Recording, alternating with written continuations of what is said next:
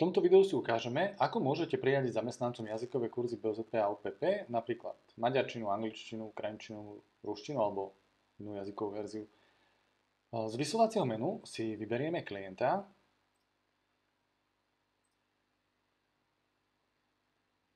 a v ľavom menu vyberieme položku prevádzky. My už vieme, že kurzy sa priraďujú vždy v prevádzkach.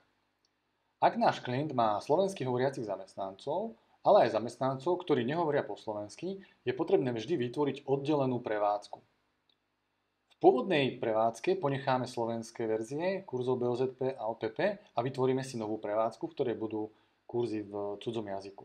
Keď si pozrieme existujúcu prevádzku, tak vidíme, že v nej máme nahraté kurzy BOZP OPP v slovenskom jazyku. Teraz si vytvoríme ďalšiu prevádzku kliknutím na tlačidlo Nová prevádzka a prevádzku môžeme pomenovať napríklad centrála pomočka maďarčina.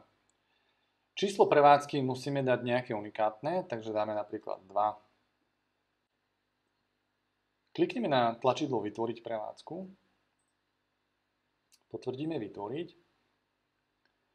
A vidíme teraz, že máme v klientovi demo firma vytvorené dve prevádzky. Jedna je tá pôvodná a teraz vlastne si ideme upraviť túto prevádzku novú, ktorú sme si vytvorili. Takže klikneme na zobraziť a odstránime stade školenia, ktoré nám preddefinovalo a vyberieme si akúkoľvek ďalšiu jazykovú verziu. My sme si povedali, že tam ideme dať maďarčinu.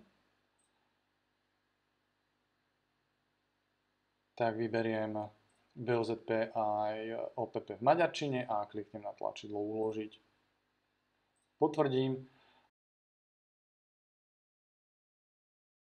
Takýmto istým spôsobom, keby sme chceli doplniť ďalšie jazykové verzie, napríklad angličtinu, tak znova by sme museli vytvoriť novú prevádzku a doplniť tam jazykové verzie kurzov BOZP a OPP v anglickom jazyku.